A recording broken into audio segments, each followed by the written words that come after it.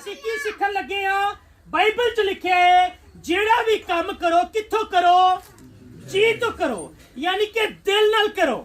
बाज़ औक़ात इस तरह होंदा है जिस तरह कि असीं हुण सारे घरां 'च विजिट कीता है ते कुछ लोग पता की सोचते ने कि असीं होरे पादरी वास्ते जाना है।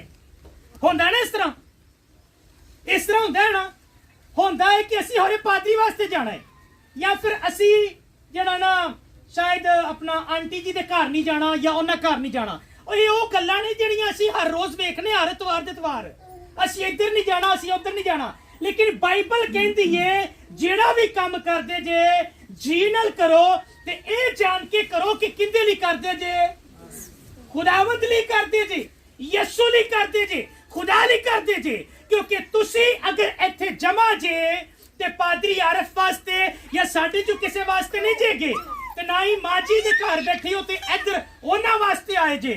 तुसी किंदे वास्ते जमा होए जे? तुसी होए जे खुदावंद दी जात वास्ते ते अपनी जात वास्ते इस जगह ते जमा होए जे। किस तरह जमा होए जे? अच्छा कुछ लोग इस तरह दे ने जेड़े बड़े रंज दे नाल बड़े दुख दे नाल ले हुण पादरी कह के गया जाना ही पैना है। इहनूं कहंदे ने मजबूरी दा जमा होना। ते बाइबल की कहंदी है? बाइबल कहंदी है कि जेड़ा भी काम करना है, हेलो बाजी, जेड़ा भी काम करना है कित्थों करना है? जी दे नाल करना है, दिलों करना है, इत्थों करना है। यानी कि अगर असी खुशी दे नाल खुदावंद दी हजूरी दे विच आवांगे ते बाइबल च लिखिया है खुदावंद खुशी दे नाल देण वालियां नूं अजीज रखदा है, उन्हां नाल प्यार करदा है। ते जरूरी नहीं कि जदों इत्थे खुशी दे नाल देण दी गल हो रही है ते सिर्फ रुपए पैसे दी गल है। नहीं नहीं नहीं नहीं नहीं, साडा टाइम जिहड़ा है ये सब तो कीमती ते अनमोल चीज है। जो असी अपना कीमती वक्त खुदा नूं देने आ ते समझो कि असी अपनी जिंदगी दा एक अनमोल तोहफा जिहड़ा है वो लैके खुदावंद दी हजूरी दे विच आए आ।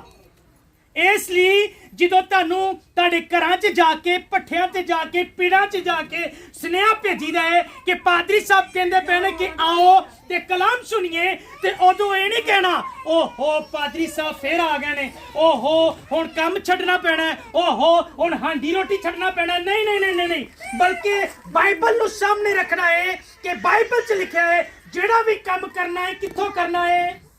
दिलों करना है, खुशी दे नाल करना है। क्योंकि इहदे नाल पादरी ने खुश नहीं होना, साडे खुदा ने खुश होना है।